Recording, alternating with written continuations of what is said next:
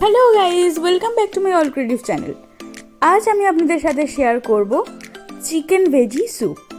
এই স্যুপটা কিন্তু ভীষণ হেলদি, তার পাশাপাশি এই স্যুপটা রান্না করা কিন্তু খুবই সহজ। তাহলে চলুন শুরু করি আজকের ভিডিও।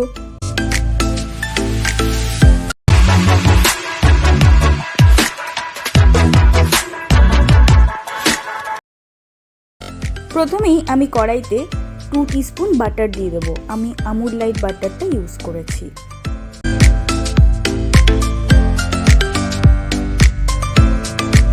বাটারটা বেশ ভালোভাবেই গলে গেছে। আমি দিয়ে দেব 200 গ্রাম মুরগির মাংস। আমি হাড়যুক্ত মুরগির মাংস নিয়েছি। মাংসটা আমি ভালো করে বাটারে ভেজে নেব।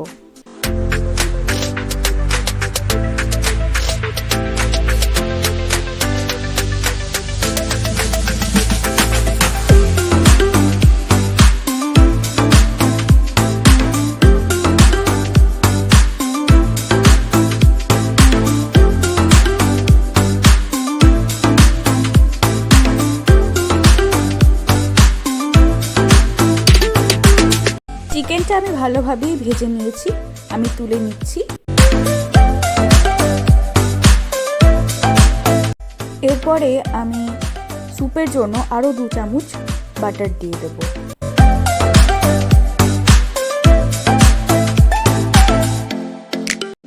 বাটারটা বেশ ভালোভাবেই মেল্ট হয়ে গেছে। এরপরে দিয়ে দেব পেঁয়াজ কুচি।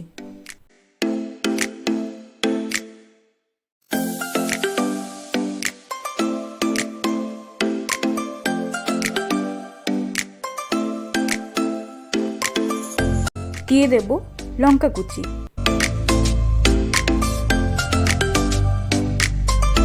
পেঁয়াজ এবং লঙ্কা বেশ ভালোভাবেই আমি সাঁতলে নিয়েছি। এরপরে দিয়ে দেব টমেটো কুচি।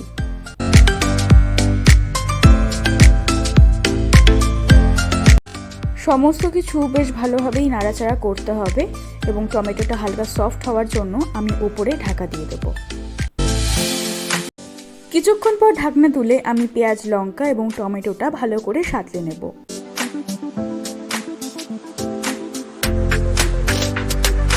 এরপরে দিয়ে দেব ক্যাপসিকাম কুচি। দিয়ে দেব বরবটি কুচি।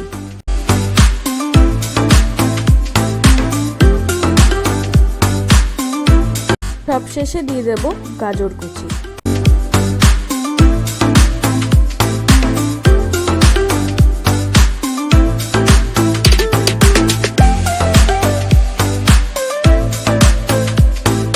সমস্ত সবজিগুলোকে খুব ভালো করে আমি সাঁতলে নেব। এরপরে দিয়ে দেব 1 চামচ লবণ এবং 1 চামচ চিনি। লবণ এবং চিনি দিয়ে সবজিটা ভালো করে আমি সাঁতলে নেব।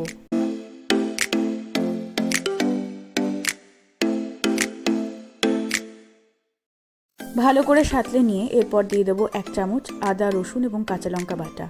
আপনারা চাইলে গোটা আদা এবং গোটা রসুন দিতে পারেন, কিন্তু আমি খুব একটা আদা রসুন গোটা পছন্দ করি না, তাই জন্য বাটাটাই দিয়েছি। এরপরে দিয়ে দেব 2 চামচ ধনে জিরে গুঁড়ো।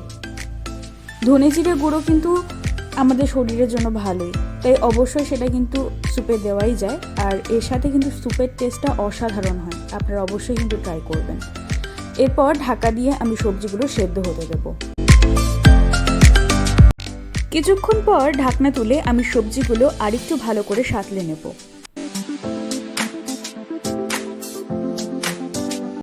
দিয়ে দেব স্যুপের জন্য পরিমাণ মতো গরম জল।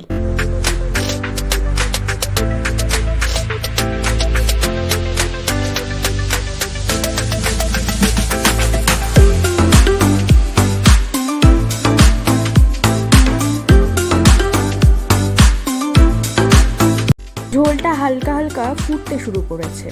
এই পর্যায়ে দিয়ে দেব ভেজে রাখা চিকেন।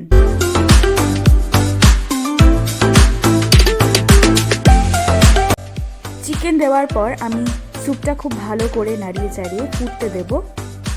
এরপরে দিয়ে দেব 2 চামচ গোলমরিচের গুঁড়ো।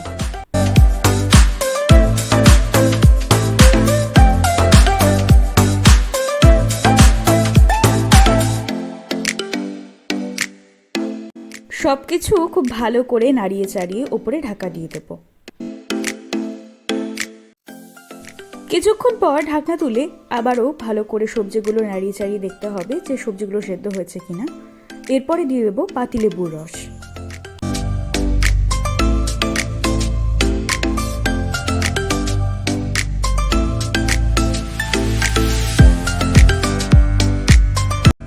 লেবুর রস দিয়ে হালকা নাড়িয়ে চাড়িয়ে আমি ঝোলটা একবার টেস্ট করে নিয়েছি, সব ঠিক আছে। সবশেষে দিয়ে দেবো ডিমের সাদা অংশ। ডিমের সাদা অংশ দেওয়ার সাথে সাথেই কিন্তু ঝোলটা নাড়াতে হবে। দেখুন কত সুন্দরভাবে ডিমের সাদা অংশগুলো ভেসে উঠেছে। স্যুপটা কিন্তু একদম পারফেক্টলি রেডি, আর একটুখানি ফোটাতে হবে।